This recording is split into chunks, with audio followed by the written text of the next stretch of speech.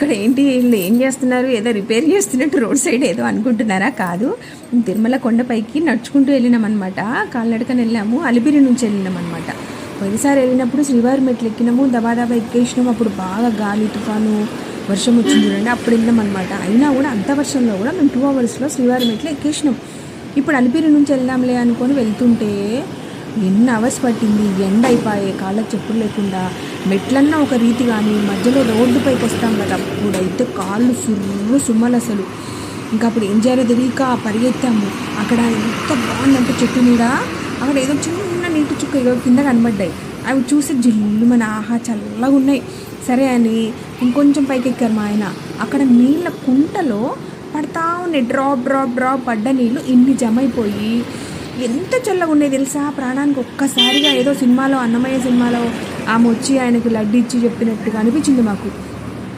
అంత సేద తీరామన్నమాట. చల్లగా అసలు చెప్తే ఐస్ లాగా ఉన్నాయి నీళ్ళు.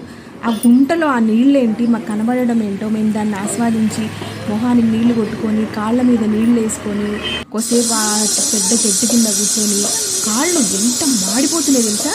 అదిగో మా ఆయన పాపం నా కొడుక్కి అట్లా పోస్తూ ఉన్నాడు అనమాట. ఎంత చల్లగా.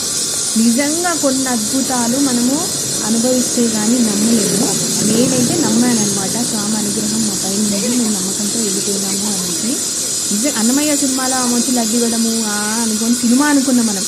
కాదు, కొన్ని అద్భుతాలు నిజంగా మనము అనుభవించినప్పుడు, ఆస్వాదించినప్పుడు మాత్రమే తెలుస్తాయి.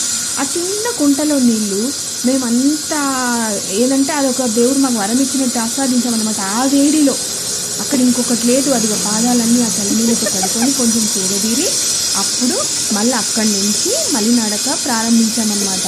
మాకు అది చాలా అంటే చాలా హెల్ప్ అయింది. అదిగో కొంచెం పైకి ఎక్కాలి, నేను ఎక్కలేకపోయినా, ఎందుకంటే ఆల్రెడీ మెట్లు ఎక్కేసాం కదా మేము.